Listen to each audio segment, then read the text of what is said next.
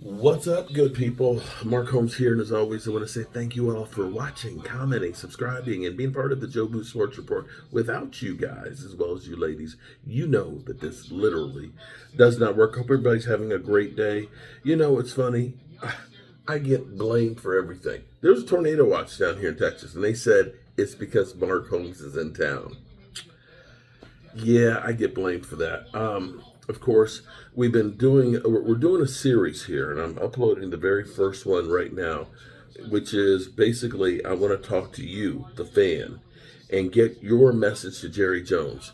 And I'm going to try and get as many Cowboy fans and get their real thoughts. Now, I don't have any um, feeling that Jerry Jones is actually going to watch any of it and that he's actually going to react and it's going to change anything that he's going to do. But maybe somebody close to him could watch. You never know who's watching. But at least it's a chance for you guys to vent your frustration. So here's the bad news for us. The bad news is looking at the Eagles injury report, pretty much everybody on that team's healthy. Now, A.J. Brown technically hurt his knee last week. He hurt his knee last week and so on and was limited in practice, I believe, on Wednesday. But right now, he's not listed on there. Jalen Hurts didn't practice on Wednesday. And they, where people thought, okay, maybe he's injured. Actually, it was a veteran day of rest. So the Eagles, they have no excuses whatsoever.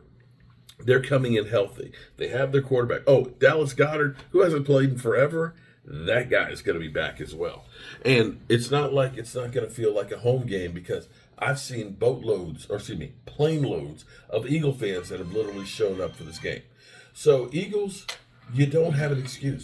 You got no excuse to not mollywop the Dallas Cowboys. So, there's that. Now, it is about 7 o'clock. We just got to the hotel here. We had to fight the rainstorms from Playmakers. We saw Playmakers restaurant and things, bar. Walk away. Excuse me. I'm sorry. Bill the cat. Okay. That's my Bill the cat impersonation. Philly 500. He's got little cute furry kitties. I got Bill the cat. Okay. I've been up since 5 a.m. Eastern time. I think it's 8 o'clock or 7 o'clock Central Time. So that means it's another hour. And I only got 4 hours sleep last night because I was watching actually teams that could really move the ball in Cincinnati and Baltimore game last night, which was crazy. The scoring in the second half of the game was just crazy.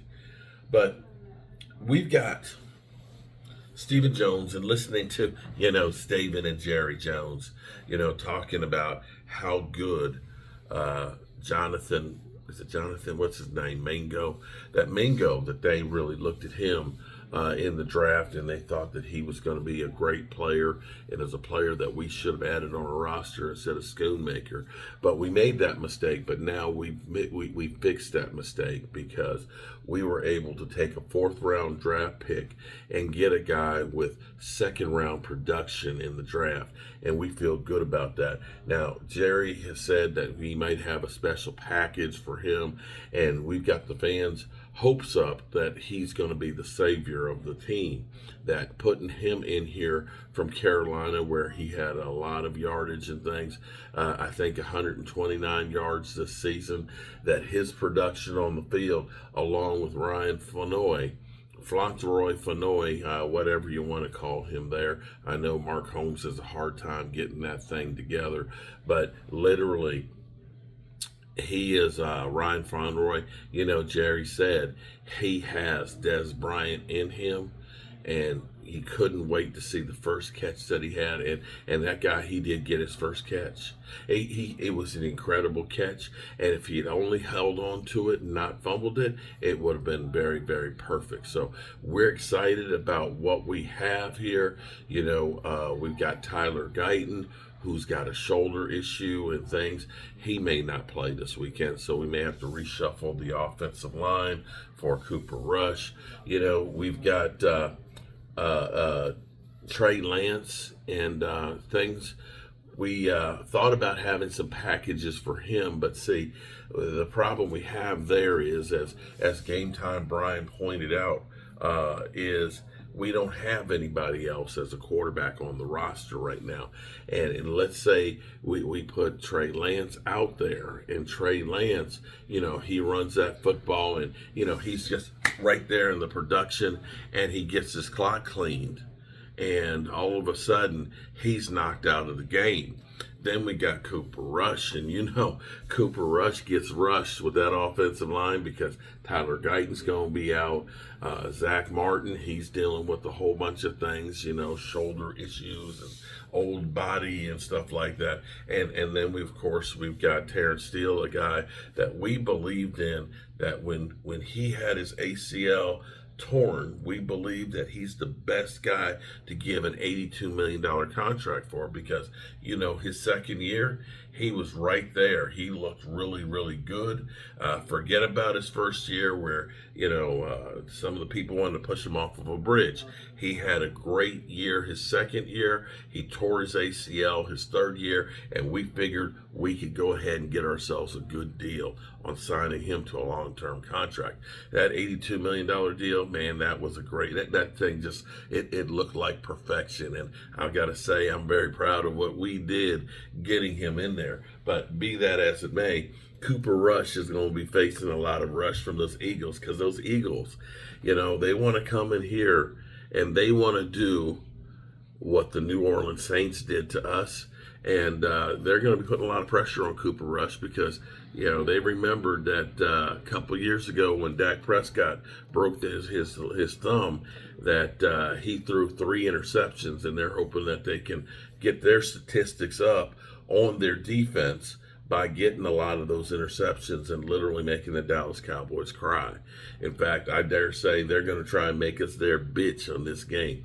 But we're excited about what Mingo can do because of what he's done with Carolina and what we saw him doing, of course, before the draft. And we're happy we got that guy, because he's the latest guy that we can pin our hopes on. Oh, and don't let me forget, Zeke Elliott. He's been really good in the meetings and things in here. He showed up on time, and we've had a conversation and things about him playing.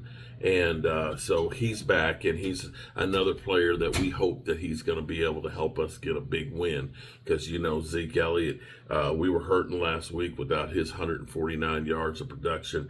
When you have a player of his caliber out there on the field, you can do a lot of things out there, because he likes to eat. But we know that we got a big advantage coming this week, because Micah Parsons, he is questionable in returning. He's been practicing this week. Wednesday he was limited and things, but he had no setbacks, and we're hoping that he's going to be able to elevate this team, because he's got Agent Zero. Now, we don't have too many bright spots on the defense. We've literally been decimated when it comes to defensive ends, but you got to love that guy, Overshown, man. He shows that we know what we're doing, and you need to trust the process of the Dallas Cowboys. So we'll go out there and we'll compete, and, we'll push the sled, and we'll get things together against those Philadelphia Eagles, and we'll find a way to get this thing done. Did I sum it up about right? Brian, did I sum it up about right? Dude, huh? You nailed it. Okay, so that's why you should be hopeful about this game. Stephen Jones has spoken. That, and we have some extra mojo.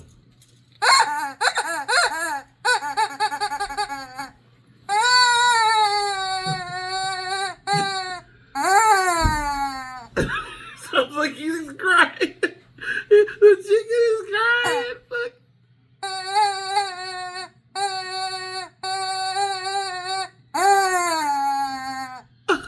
He's crying. The chicken's crying. And Joe Boo is pissed. He's like, the fuck is that? The Cowboys have finally made me crazy.